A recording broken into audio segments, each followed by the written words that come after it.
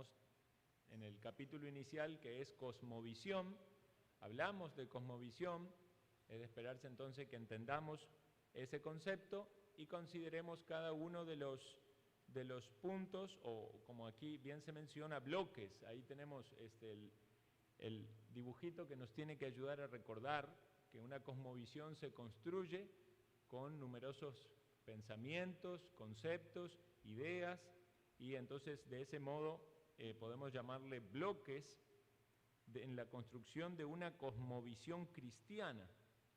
Y todo esto para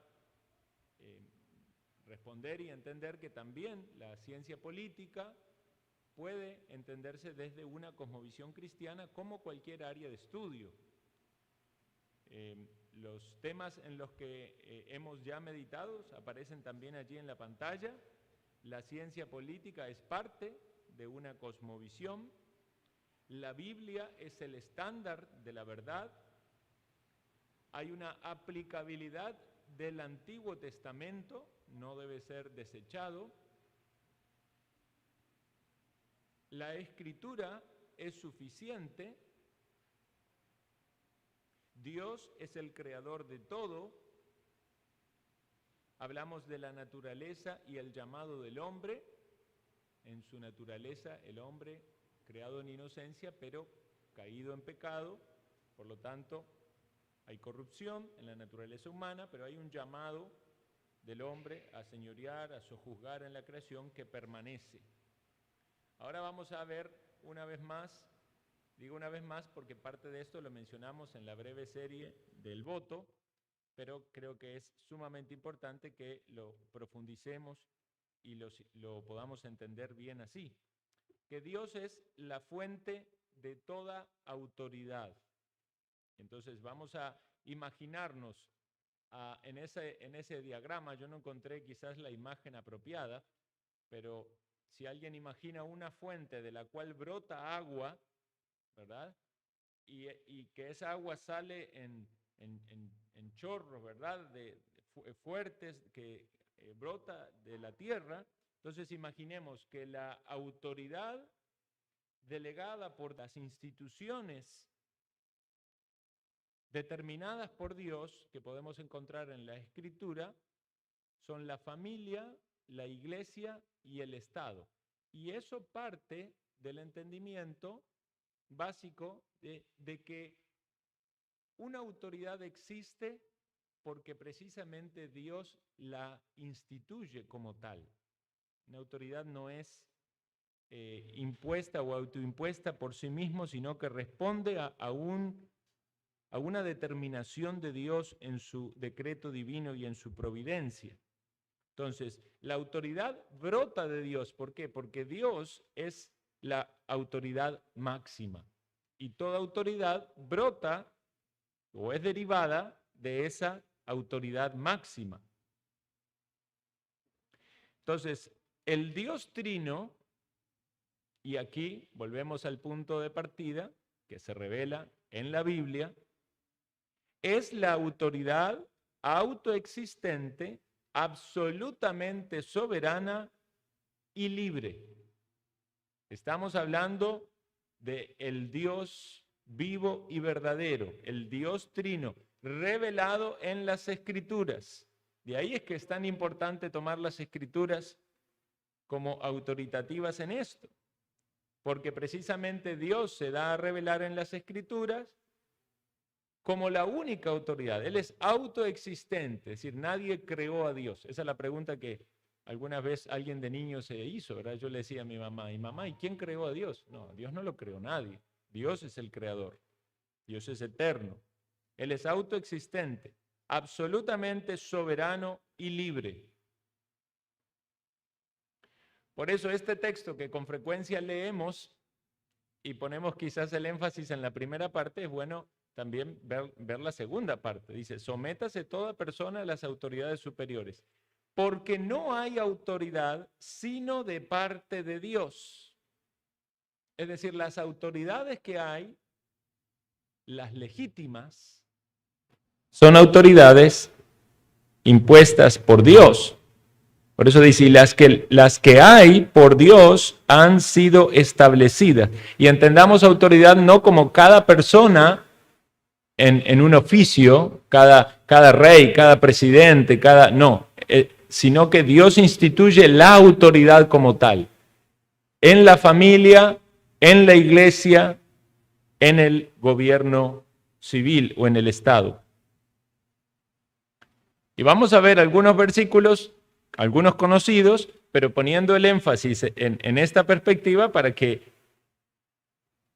podamos encontrar el sustento bíblico de lo que estamos diciendo. En Daniel 4:17 dice, bueno, en esa visión, ¿verdad?, que recibe el rey Nabucodonosor, el mensaje de Dios, dice, la sentencia es por decreto de los vigilantes y por dicho de los santos la resolución, para que conozcan los vivientes que el Altísimo gobierna el reino de los hombres y a quien él quiere lo da y constituye sobre él al más bajo de los hombres.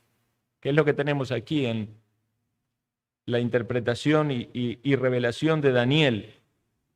Que el Altísimo gobierna sobre el reino de los hombres y que Él lo da a quien quiere y que Él constituye a quien quiere. Definitivamente, el Altísimo, Dios, es soberano. Veamos los versículos siguientes en el mismo capítulo, lo que le dice a Nabucodonosor, que te echarán de entre los hombres, y con las bestias del campo será tu morada, y con la hierba del campo te apacentarán como a los bueyes, y con el rocío del cielo serás bañado, y 7 tiempos pasarás sobre ti hasta que conozcas que el Altísimo tiene dominio en el reino de los hombres y que lo da a quien él quiere. O sea, Dios es soberano, aún sobre reyes impíos y malvados, sobre todos aquellos que ejercen la autoridad. Evidentemente, en el caso puntual de Nabucodonosor, él quiso revelarse así de esta manera y darse a conocer por medio de la interpretación, ¿verdad?, del profeta. Pero nos queda este testimonio en la Escritura acerca de la soberanía y el dominio de Dios, aún sobre el más grande de los emperadores que pueda haber en esta tierra. Y el versículo 35, que es bien conocido, dice así, Daniel 4:35, todos los habitantes de la tierra son considerados como nada, y él hace según su voluntad en el ejército del cielo y en los habitantes de la tierra, y no hay quien detenga su mano y le diga, ¿qué haces? Ahora que estamos en una época de guerra, tristemente, pero vemos cómo se habla de aquellos que son poderosos, de aquellos que tienen mucho dinero o mucho poder o que pueden manejar ejércitos. Hermanos, recordemos acerca de la soberanía de Dios. Todos los habitantes de la tierra son considerados como nada. ¿Qué puede pensar una de estas personas tan poderosas, de estos gobernantes de naciones con tanto poderío militar, que al leer la revelación de Dios, Dios le dice, usted es considerado como nada? Eso hiere el orgullo humano. Bueno, así fue también para Nabucodonosor, pero fue necesario que él reconozca esto. De hecho, él mismo, son sus palabras, cuando lo reconoció, nadie detiene la mano de Dios. Nadie le puede argumentar a Dios y decir, ¿qué haces?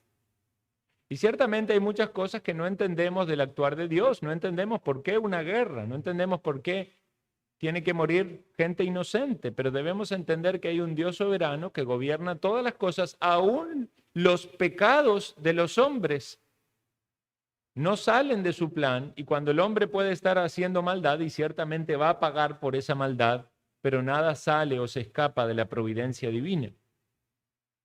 Entonces, consideremos por un momento los atributos de Dios para que no tropecemos al querer encontrar algún mal en Dios. Siempre que se habla de estos temas, la gente dice, pero Dios, si hubiera Dios, no permitiría que en la guerra mueran niños inocentes y que tiren esas bombas en los hospitales y en las escuelas, ¿verdad? Hay un montón de argumentaciones en contra de la revelación de Dios. Es que nuestra mente no alcanza a comprender los planes de Dios. No podemos alcanzar a entender, y ciertamente es una de las intrigas de la filosofía humana y aún dentro de la teología, entender la existencia del mal, o sea, por qué Dios permitió el mal. Sin embargo, podemos ampararnos en la revelación de Dios acerca de quién y cómo es Él. Dice la Escritura, o dice más bien esta definición, una definición confesional: Dios es espíritu, infinito, eterno, inmutable en su ser, sabiduría, poder, santidad, justicia, bondad y verdad. Esa es una descripción de cómo Dios es revelado en su palabra. Y entonces debemos entender que este Dios revelado en su palabra es la autoridad absoluta y soberana. Justo estos días estaba yo escuchando un reportaje que le preguntaban a alguien, a un comentarista político acerca de, porque se habla de un país soberano, ¿verdad? Y le preguntaban si era correcto, digamos, en el caso de un país soberano, y el periodista hacía toda la argumentación en base a eso, y él me llamó la atención la respuesta de este hombre. Dice, es que cuando hablamos en términos de soberanía, no hablamos en términos absolutos, decía, es un término relativo. Y yo pensaba dentro mío, definitivamente la soberanía en términos humanos o de países puede ser algo relativo porque puede variar, ¿verdad? El entendimiento. Pero cuando hablamos de Dios, hablamos de soberanía absoluta. Y ese pasaje que acabamos de leer es bien claro. Nadie lo frena a Dios, nadie detiene su mano, nadie puede cuestionarlo y salir ileso. Ahora, este Dios, entonces, revelado en la Escritura, ha ordenado 3 instituciones sociales que son fundamentales para el orden de la sociedad. Y son la familia, la iglesia y el Estado. Esto no surge como un invento humano. Son instituciones sociales ordenadas por Dios. Y entonces vamos a ver en el siguiente gráfico qué importante que es la Biblia para entender estas 3 instituciones. Porque precisamente la palabra de Dios es la autoridad para poder comprender y juzgar, entender, como dice ahí, la definición de lo que es cada una de estas instituciones brota de la palabra de Dios, no de las ideas humanas. Si queremos saber qué es la familia, ¿dónde vamos? A la palabra de Dios. ¿Qué es la iglesia? A la palabra de Dios. Sin embargo, rara vez decimos que para entender qué es el Estado debemos ir a la palabra de Dios, pero ciertamente debe ser así. ¿Por qué? Porque son instituciones determinadas por Dios y Dios mismo en su palabra nos da la definición de esas instituciones. Entonces no podemos buscar en otra fuente sin caer en un error. La legitimidad de esas instituciones también está explicada y contenida en la palabra, y el marco de autoridad, es decir, la incumbencia, cuánto puede llegar a moverse dentro de lo que le corresponde, también está determinado en la palabra.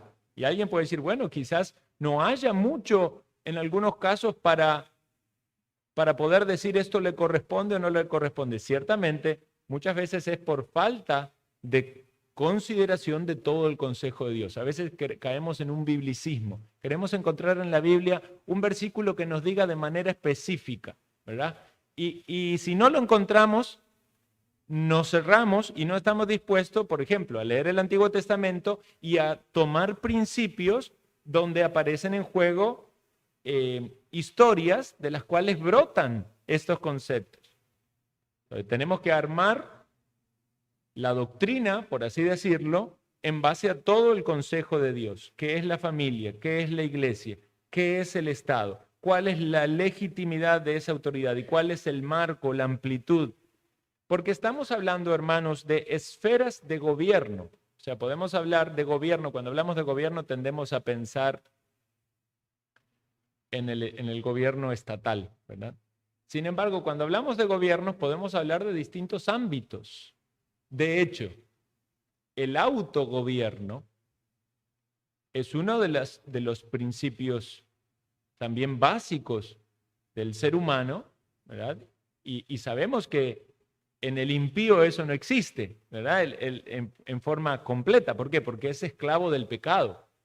Entonces no hay un autogobierno absoluto. En el creyente, por la asistencia del Espíritu Santo, hay un autogobierno, o podemos decir que hay un dominio propio basado en la obra del Espíritu Santo en uno. Pero hablemos de estas tres instituciones y pensemos, la familia es un ámbito de gobierno. ¿No dice la Escritura que debe gobernar bien su propia casa? Cuando habla de aquellos que son líderes en el hogar. Y se toma justamente en el contexto de alguien que anhela servir dentro de la iglesia. Por lo tanto, también podemos hablar de un gobierno dentro de la iglesia. El ejercer un oficio de anciano, pastor en la iglesia, hay un marco allí de gobierno. Pero sin embargo, este gobierno tiene una autoridad delimitada. Yo como padre en mi familia, como esposo o como padre, no puedo imponer la autoridad que tengo en mi hogar como cabeza del hogar sobre otra familia o sobre la iglesia. Alguien que tiene una responsabilidad de gobierno en la iglesia no tiene la autoridad para transgredir los límites y mandar como si fuera la autoridad en una familia o en el Estado. Y a su vez el Estado tampoco puede transgredir los límites de la familia y de la iglesia. Y esto que estamos diciendo es sumamente importante, porque es aquí donde empiezan a verse las diferencias con todo lo que nos han metido en la mente desde que éramos así de chiquititos, como dicen algunos, ¿verdad? Y nos hemos creído que ciertamente este marco de autoridad del Estado es mucho más grande que lo que en realidad es de acuerdo a la palabra de Dios. Entonces, vamos a considerar, hermanos, la responsabilidad de los gobiernos, con énfasis en el gobierno civil, y luego en el capítulo siguiente eso sigue siendo más amplio. Pero vamos a considerar esto. En cada una de las instituciones hay funciones y jurisdicciones definidas. ¿Entienden esa palabra, jurisdicción? Jurisdicción marca el límite hasta donde puede operar. Digamos, el alcalde de Liberia no puede ir allá a San José a determinar qué proyecto van a hacer. ¿Por qué? Porque tiene una jurisdicción, tiene un límite. Entonces, las cabezas o autoridades dentro de cada uno de estos grupos están determinadas por Dios y están delimitadas por la ley de Dios. La ley de Dios trasciende todas las autoridades. Es decir, la ley de Dios, cuando vimos el dibujito de la palabra de Dios y que de ahí salen las flechitas, debemos también entender, la ley de Dios regula cada una de esas autoridades o instituciones. Y vamos a ver unos ejemplos bien claros en cuanto a los reyes, que era digamos, la figura de autoridad en la época, ¿verdad?, de la monarquía, sobre todo en Israel, pero también podemos pensar en emperadores o reyes que eran paganos. Por ejemplo, Proverbios 16:12 dice, abominaciones a los reyes hacer impiedad, porque con justicia será afirmado el trono. Consideremos ese concepto. Abominaciones a los reyes de hacer impiedad. A ver, hacer impiedad es algo malo a la luz de la ley de Dios, pero cuando la palabra dice abominación, está diciendo hay un énfasis, ¿verdad? Eso es todavía más malo. ¿Por qué? Porque es un rey, porque está en una posición de autoridad y porque las determinaciones afectan a todos los que están bajo esa autoridad. Y da la argumentación. Dice, con justicia será afirmado el trono. ¿Qué quiere decir? Que si hay un rey cuyo reinado, cuya función en el gobierno tiende a ser un rey justo, a aplicar justicia, lo natural y lo que ha de esperarse, de acuerdo a esta ley divina, es que eso va a resultar en afirmar ese trono. Pero si hace impiedad, eso es una abominación. La pregunta ¿es esto solamente era válido solo para los reyes de Israel en la teocracia? ¿O esto también es un principio que debe ser tomado para toda persona en autoridad? Bueno, veamos lo que pasa en Mateo capítulo 14, versículo 3. Dice, porque Herodes había prendido a Juan y le había encadenado y metido en la cárcel por causa de Herodías, mujer de Felipe, su hermano, porque Juan le decía, no te es lícito tenerla. Juan el Bautista le marcó el pecado a Herodes. Le dijo que estaba en una relación adúltera. ¿Por qué? Porque se había casado con quien había sido la mujer de su hermano. Entonces le dice Juan, no te es lícito tenerla. ¿En base a qué ley? ¿Alguna ley romana? No, está tomando como base la ley de Dios. Pero Herodes era un rey pagano.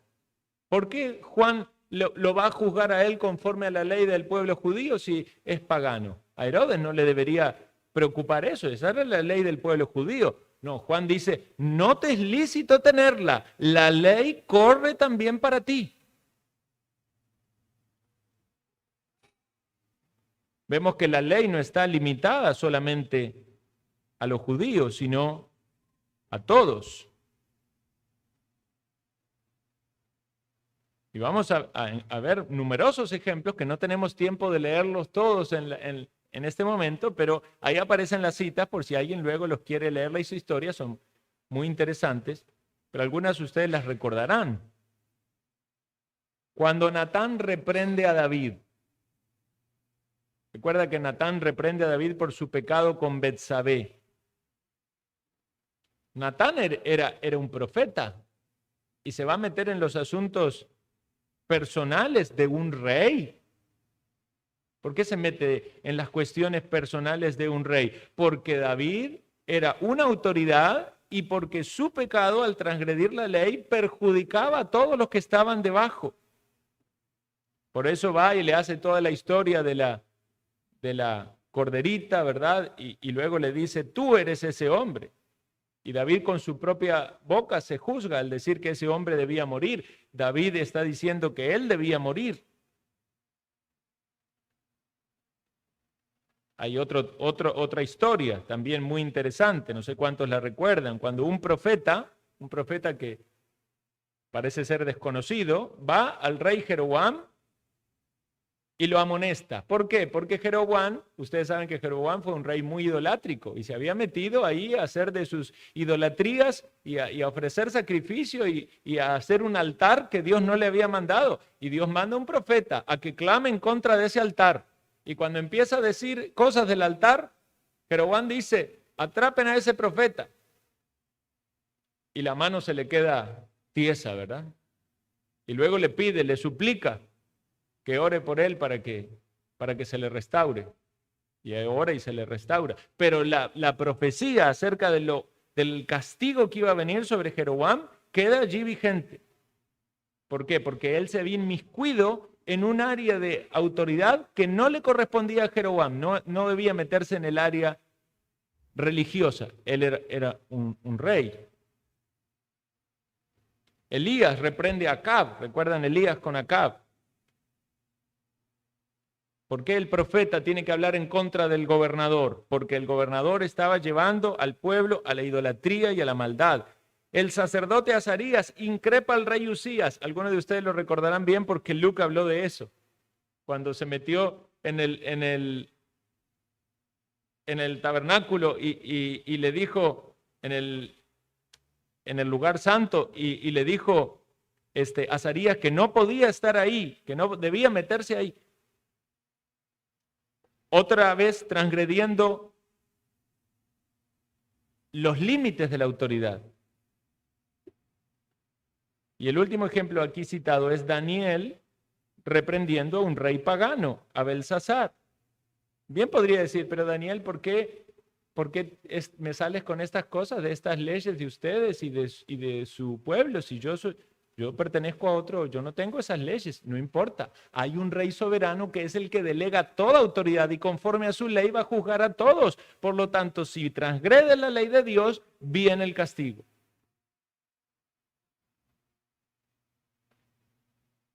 En el caso de los reyes de Israel, ellos tenían la revelación de Dios y ciertamente debían considerar cuán importante era no transgredir sus mandamientos. Por ejemplo, la palabra prohibía específicamente a los reyes que tuviesen mucho dinero o riquezas personales porque se podían llegar a considerar superiores que los demás.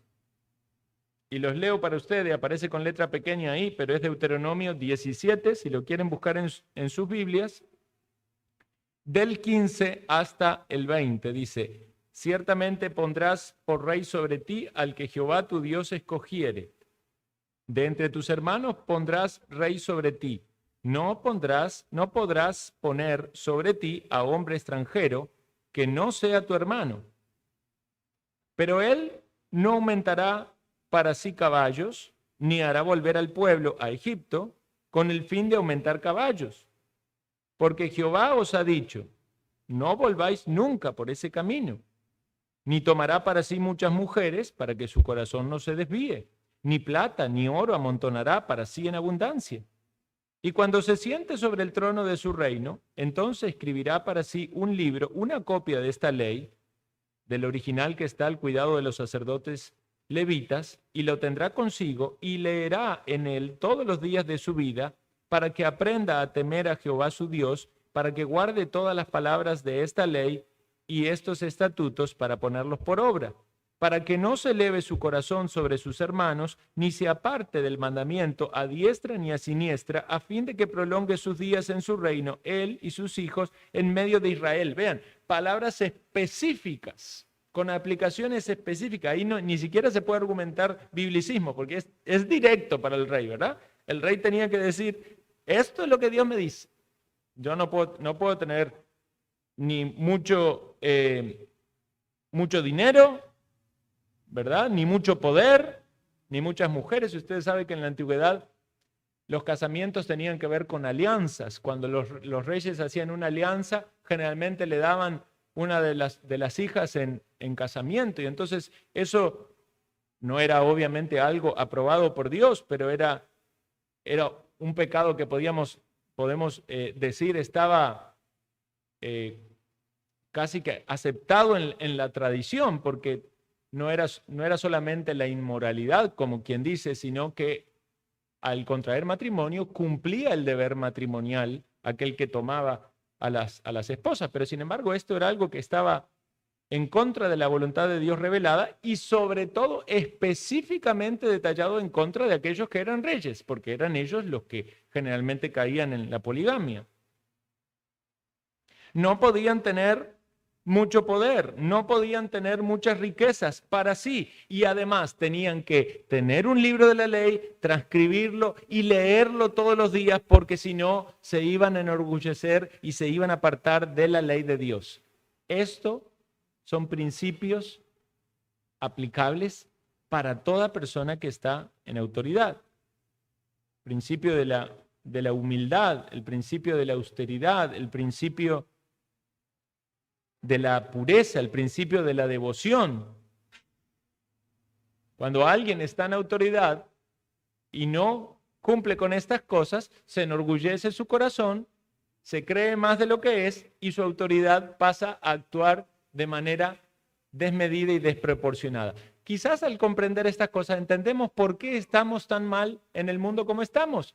Porque quienes nos presiden y quienes son autoridad no se acercan ni cumplen lo que Dios manda en su palabra. ¿Qué es lo que hacen los que son reyes, los que son presidentes, quieren tener más dinero, más recursos, más poder, más capacidad? Y vaya a saber cuántas inmoralidades no son conocidas. Y las que son conocidas hasta son aceptadas.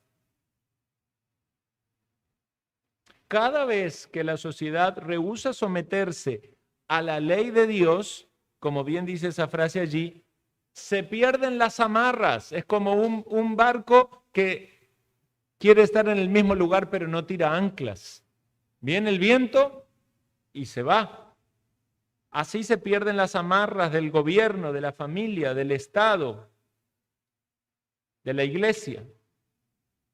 Por eso necesitamos, hermanos, un absoluto sobre el cual juzgar estas instituciones. Y esto es algo que desde el Renacimiento, ¿verdad?, en adelante, con todo el brote del racionalismo y las filosofías racionalistas, algunos de ustedes han escuchado hablar de Descartes, de Kant, de todos esos filósofos que propusieron definitivamente un mundo de interpretación de la política, de la economía, de la ciencia, de las artes, todo desde el campo racional, como si la Biblia, ¿verdad?, la religión, todo eso, queda en el campo irracional. Por eso es la idea con la que se juzga hoy al mundo. Si es religión, es irracional, ¿verdad?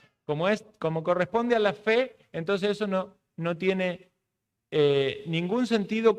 Casi que decir irracional es decir loco, es decir místico, es decir, no, estamos hablando de una revelación absoluta de Dios en su palabra. Porque ofrecemos a Dios un culto racional basado en su revelación. Pero Pablo mismo lo decía, para el mundo estamos locos, ¿verdad? Todos piensan que estamos locos, bueno, que nos consideren locos por causa de la predicación del Evangelio, pero nosotros sabemos que estamos hablando de absolutos. Es Dios, el Creador, el que ha determinado cuáles son las instituciones, cómo deben manejarse, cómo deben actuar. Y es Dios el que delega en cada una de esas instituciones las autoridades. Por ejemplo, los padres en los hogares, ¿verdad? El hombre, si hay un hogar donde hay un matrimonio, hijos, el hombre es la autoridad. Los ancianos en las iglesias, también a veces llamados pastores, y los magistrados civiles en los gobiernos, podríamos hablar de distintos títulos de autoridad, algunos le llaman presidente, algunos le llaman primer ministro, en algunos casos hay todavía algunos tipos de monarquía o reinado, pero estamos hablando de todos aquellos que cumplen una autoridad. Ahora bien, la familia, debemos hacer una salvedad importante. La familia es la institución gubernamental básica. ¿Por qué? Porque desde la creación del hombre, ¿verdad?, y desde la institución del matrimonio por parte de Dios, tomará el hombre, dejará a padre y a madre, se unirá a su mujer, ¿verdad?, y luego vienen los hijos. Esa es la institución de la familia. De ahí se deriva y viene como resultado nuevos integrantes a esa familia, ¿verdad? Y es la sociedad derivada de la familia. De hecho, la iglesia deriva de la familia. O sea que la familia no es una institución social, como algunos dicen, es una creación social. El concepto de familia es una creación social. No, es Dios el que determinó, el que creó al hombre y a la mujer y el que determinó esta idea de institución básica en la sociedad. Es una ordenanza de la creación. Tanto la iglesia como el Estado derivan de la familia. Cuando leemos acerca de la iglesia, la revelación de la iglesia la encontramos mucho después. El entendimiento del Estado como organización de la sociedad y freno a la maldad viene después. Pero la familia es una institución de la creación. Entonces vamos a ver ahora unos cuadros que aparecen allí en pantalla para poder hacer bien esta comparación. No sé si se alcanza a leer, pero los voy a ir explicando. En primer lugar, vamos a hablar de la función o jurisdicción. Tenemos allí 3 columnas, ¿verdad? La familia, la iglesia y el Estado. Dentro de la jurisdicción para la familia, obviamente está el matrimonio, y las relaciones sexuales lícitas son dentro del matrimonio. Eso es en la institución de la familia. Es en la familia donde se da la crianza de los hijos. Dios no le concede a la iglesia o al Estado el rol de crianza de los hijos. Lo tienen las familias. Es dentro de la familia donde está esta jurisdicción o función de la posesión de la propiedad. Cuando Dios dice, no robarás en sus mandamientos, es porque Dios está también dándonos a entender de que hay propiedad privada. Porque si alguien toma lo que no le pertenece, está robando, está pecando. Quiere decir que el que algo le pertenezca a alguien es lícito. ¿Dónde está esta propiedad? Es en el marco de la familia. Alguien puede hablar en el marco de los individuos, sí, pero ciertamente también hay una cuestión de familia. Incluso hoy, en las legislaciones de hoy, también cuando se habla de una posesión, por ejemplo, cuando muere un hombre o la mujer, se habla de los derechos de heredad. ¿Por qué? Porque hay un marco legal en el cual está considerada la propiedad, el derecho a la propiedad. ¿Por qué no le pertenece a otra familia? No, porque es dentro de la familia. Es al esposo, la esposa, a los hijos. En algunos casos ahora ya, ¿verdad? Algunos que se casan y tienen temor de que los dejen sin dinero, ya hacen un contrato, ¿verdad? Por si hay un divorcio, ¿cómo se van a quedar con los bienes? Pero es la familia el marco de la posesión, la herencia, los negocios, la educación. Está dentro de la familia. Ese es el marco de autoridad. Incluso la asistencia social y la caridad. Cuando busquemos en las Escrituras pasajes para argumentar sobre el socorro a los pobres o la ayuda a los necesitados, Dios no le da esa responsabilidad a los estados. Se la da a la familia y por medio de las familias a la iglesia, porque las iglesias también cumplen un papel de socorrer a los necesitados, pero básicamente son las familias las que ayudan. Entonces, esa es la jurisdicción. ¿Cuál es la jurisdicción de la iglesia? El ministerio público de la palabra de Dios. Aquí estamos en una iglesia y hay un ministerio de la palabra. Se está anunciando la palabra de Dios. ¿Por qué hacemos eso? Porque es la autoridad que Dios dio a la iglesia. Y es la iglesia la que debe llevar adelante esto. La función de la iglesia está la adoración. No solo se enseña la palabra y adoramos con la palabra, adoramos con oraciones, con canciones, adoramos por medio de los sacramentos. Como miembros de la iglesia local participamos de la ordenanza del Señor de tomar del pan y del vino. Es una institución dada a la iglesia, una función de la iglesia. ¿Sería correcto celebrar la cena del Señor en la familia? No. ¿Por qué? Porque eso se lo dio Dios a la iglesia como tal, no a una familia. Alguien puede decir, bueno, pero es que había iglesias en las casas. Bueno, ciertamente había iglesias en las casas, pero no eran familias, eran iglesias. Es decir, eran más que familias. Había otras personas que se sumaban quizás a un grupo pequeño para conformar la iglesia. Y finalmente, el Estado. ¿Cuál es la función del Estado o la jurisdicción del Estado? El ministerio de la justicia. Si hay algo que un Estado debe hacer es aplicar justicia. ¿Por qué? Porque ¿cómo van a resolverse los conflictos entre familias o entre individuos en la sociedad? por medio de la aplicación de la justicia, de ir a la ley, verificar en la ley y aplicar lo que la ley dice juzgando correctamente. Esto lo vemos en la Escritura desde mucho tiempo antes de que exista un rey. También la defensa, porque esa es la necesidad para que un Estado funcione, de que el Estado pueda defenderse. Vean lo que está pasando en Ucrania. Si no se defienden, ya los destrozan rapiditico, ¿verdad? A pesar de la abrumadora capacidad militar que tenga el otro, ellos tienen el derecho, y no solo el derecho, la responsabilidad de defenderse de una invasión de un ejército enemigo. Si no hay ejército, todo está entregándole el Ministerio de la Defensa a otro, o sea que el Estado no está cumpliendo su rol. Vamos a hablar de cuáles son las cabezas gobernantes, segunda línea allí, en cada una de las instituciones. Ya lo mencioné, en la familia son los padres y las madres sobre la autoridad de sus hijos por algo delegado, ¿verdad? Mientras tanto el padre no está en el hogar porque sale a cumplir sus funciones laborales, es la madre la autoridad en el hogar, pero básicamente es el hombre la cabeza en el hogar.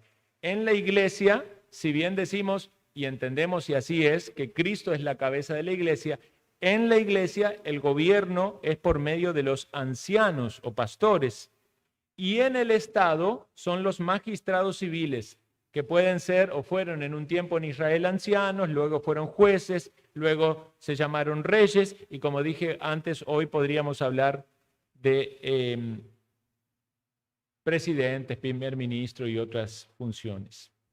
¿Cuál es el símbolo de autoridad en cada una de estas instituciones? Bueno, en la familia está la vara. Se habla de la vara como el símbolo de autoridad. Por eso los padres o las madres, ¿verdad?, pueden aplicar el uso de la vara como una forma de castigo. En la iglesia también hay un símbolo de autoridad, las llaves, se habla de las llaves, y cuando uno lee en el contexto de las llaves, el entendimiento es la excomunicación.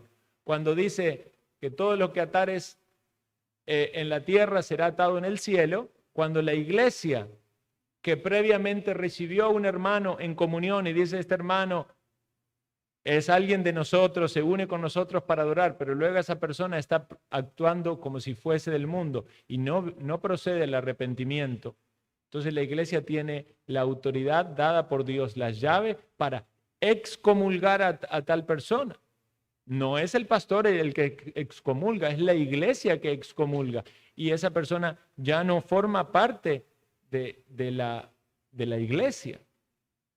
Entonces hay allí un símbolo de autoridad, las llaves, y hay un símbolo de autoridad en el gobierno también. ¿Qué nos dice Romanos 13? No en vano tienen la espada. El símbolo de autoridad del gobierno es la espada. La espada no era para acariciar ni para que la persona se transformase en una mejor persona. La espada era para aplicar la justicia. Es la fuerza de coerción necesaria para que haya ya sea defensa o castigo dentro de un mismo estado. Veamos lo que sigue.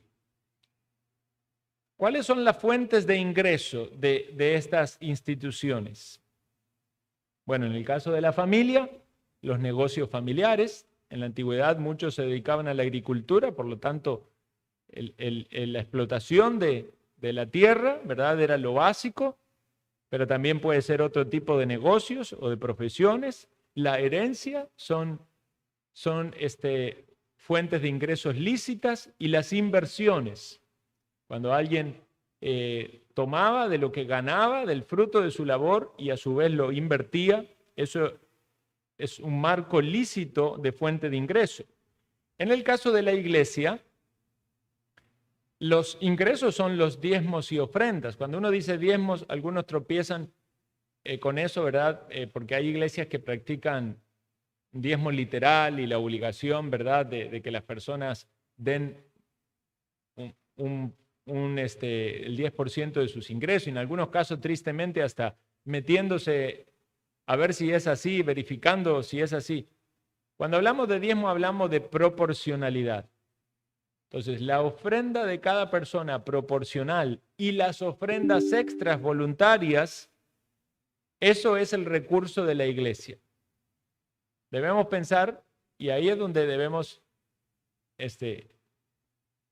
tener cuidado, ¿verdad? Porque algunas iglesias lo que hacen es dedicarse a hacer negocios para generar ingresos. Pero esa no es la manera en la que Dios mandó a la iglesia de subsistir. O sea, la iglesia recibe sus ingresos por aquello que Dios aprobó para eso.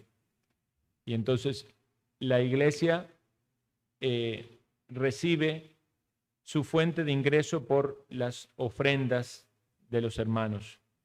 ¿Y el Estado? ¿Qué decimos del Estado? El Estado debe ser mantenido y sostenido con los impuestos, pero debemos hacer aquí una salvedad, los impuestos lícitos, porque hay muchos impuestos que son ilícitos, impuestos que están basados en el robo. Entonces, ¿son lícitos los impuestos? Ciertamente sí, hay impuestos lícitos. ¿Por qué? Porque si el Estado es una autoridad lícita determinada por Dios, el cumplimiento de sus funciones correctas y legales debe estar sustentado por una fuente de ingreso lícita. Entonces, los impuestos son lícitos. Dice, pagad a todo lo que debéis, ¿verdad? Al que honra, honra, al que tributo, tributo, al que impuesto, hay que pagarlo. Entonces, hay impuestos que son lícitos. Vamos a considerar también de qué manera son usurpadas estas instituciones. Por ejemplo, cuando la familia maneja una iglesia, eso es una manera en la que una institución usurpa a otra. O cuando hay mafias de familias, ustedes recordarán en una época donde había muchas familias que eran como mafias, ¿verdad? En Italia sobre todo, ahí se formaban todos esos grupos. Entonces, ¿qué hacían? Manejaban todo, prácticamente que avasallaban el Estado. Hoy pasa con los carteles, ¿verdad? De la droga. Pero esas mafias de familia lo que están haciendo es una institución que Dios determinó que es correcta, la familia, transgrede los límites de su autoridad y eso es algo dañino y pecaminoso. Cuando hablamos de la iglesia, el eclesiocentrismo, esta idea de que lo más importante en la sociedad es la iglesia y rechazar por completo la función de la familia o del gobierno, prácticamente que es como vivir en una única esfera de autoridad. Eso no es correcto. O por el otro lado, en el caso del Estado, el totalitarismo que es que se hace solamente lo que el gobernador o el dictador de turno determina y interfiere tanto en las familias como en la iglesia como en el Estado. Eso son usurpaciones del ámbito de autoridad. Y también podemos hablar de perversiones, y esto se da mayoritariamente entre la iglesia y el Estado, y uno lo mira y históricamente la iglesia ha tendido por épocas a querer dominar el Estado, y el Estado en numerosas épocas ha querido controlar la iglesia. Si usted hace un estudio de la historia de la iglesia, desde la Reforma Protestante y desde antes, siempre eso pasó. O la iglesia manejaba el Estado o el Estado quería dominar a las iglesias. Y las dos cosas son incorrectas. ¿Por qué? Porque las dos instituciones están traspasando los límites de su autoridad. Entonces, hoy en día muchos cristianos, consideraciones, ¿verdad? Muchos cristianos aceptan sin problema la transferencia de los mandamientos bíblicos que Dios da a la familia o a la iglesia y no tiene problema que sea el Estado el que casi que se considera natural. Así, ¿a quién le corresponde educar a los niños? Ah, es al Estado. Eso no es lo que dice Dios. ¿A quién le corresponde determinar cómo vamos a adorar? ¿Cuánto tiempo de culto vamos a tener? Si vamos a cantar o no vamos a cantar. Todo esto con la pandemia se puso en juego. Algunos van a decir, el Estado lo determina.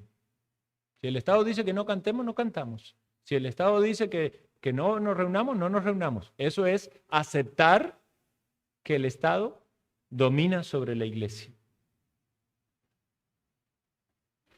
La obediencia absoluta al Estado es convertirlo al Estado en un Dios. Es decir, Él es nuestro Dios. Él maneja nuestras familias. El Estado determina cómo yo debo vivir, educar a mis hijos y gobernar a mis hijos. Y si yo no lo hago correcto, entonces el Estado se lo lleva. El Estado es el dueño de mi familia. El Estado es el dueño de la iglesia. Por eso, en muchas épocas donde los gobiernos son totalitarios, la iglesia verdadera, ¿qué pasa? Es clandestina. ¿Por qué? Porque la iglesia oficial, la que queda, es la iglesia que van, se sientan y hacen todo lo que el Estado dice. Eso es lo que pasa en China. Las iglesias oficiales están anotadas en una lista. ¿Saben lo que hacen los chinos? Ponen cámaras. Ponen camaritas y ahí controlan todo lo que hace en la iglesia. Entonces, usted va a la iglesia esa y va a hacer lo que el gobierno quiere. ¿Por qué? Porque ahí está asumiendo que el Estado es Dios. Ahí no está la iglesia verdadera. La iglesia verdadera no cede al Estado la responsabilidad que Dios le dio a la iglesia de predicar la verdad y todo el consejo de Dios. Por eso la iglesia verdadera es clandestina.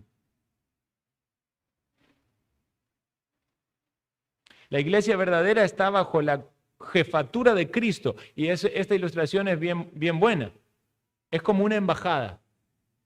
Usted sabe que cuando usted entra a una embajada es como si entrase al territorio del país del cual es esa embajada.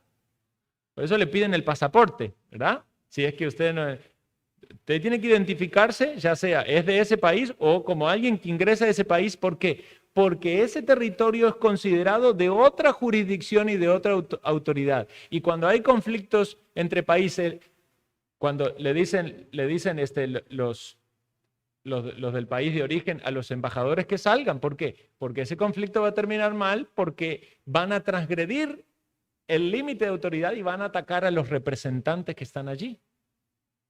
Entonces, la iglesia es una jurisdicción aparte.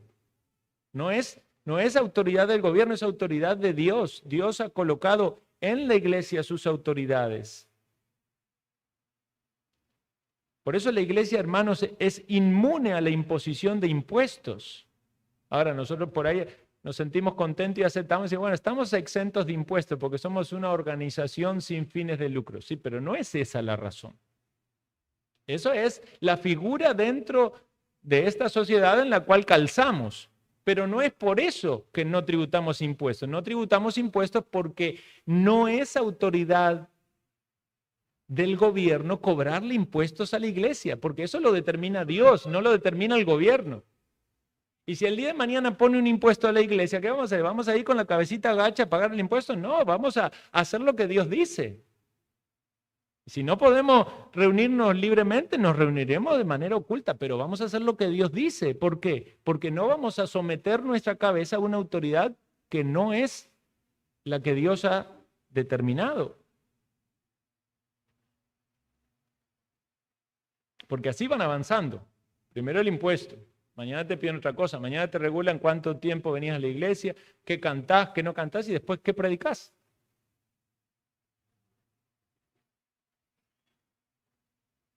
Vean lo que dice Esdras 7:23. Todo lo que es mandado por el Dios del cielo sea hecho prontamente para la casa del Dios del cielo. Pues ¿por qué habría de ser su ira contra el reino del rey y de sus hijos? Vea lo que pasa allí. En la época de Esdras tendrían que reconstruir el muro y la ciudad, ¿verdad? Y el templo. Todo lo que es mandado por el Dios del cielo sea hecho prontamente para la casa de Dios, del Dios del cielo. Pues ¿por qué habría de ser su ira contra el reino del rey y sus hijos? Es decir, que el rey y sus hijos no podían oponerse a lo que Dios había determinado para su casa. Yo sé que esto resulta áspero, hermanos, pero debemos considerarlo bíblicamente a la luz de su palabra. Ciertamente uno se amolda, podemos decir un poco, en virtud de no sufrir consecuencias, pero la pregunta es, ¿Hasta dónde cedemos? ¿Hasta dónde llegan nuestras convicciones?